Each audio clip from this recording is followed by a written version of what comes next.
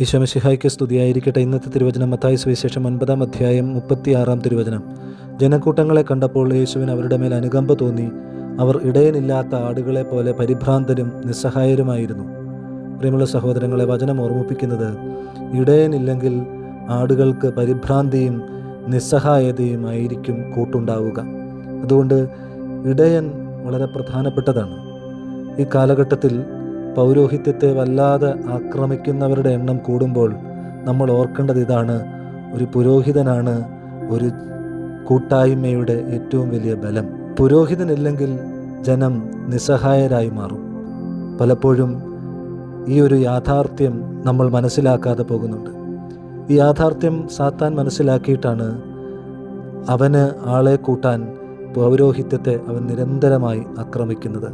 അതുകൊണ്ട് നമുക്ക് പുരോഹിതന്മാർക്ക് വേണ്ടി കരങ്ങൾ ഉയർത്താം. പൗരോഹിത്യമാണ് ഒരു ജനത്തിൻ്റെ ഏറ്റവും വലിയ ബലമെന്ന് നമുക്ക് തിരിച്ചറിയാം. ഈശോ സഹായിക്കട്ടെ.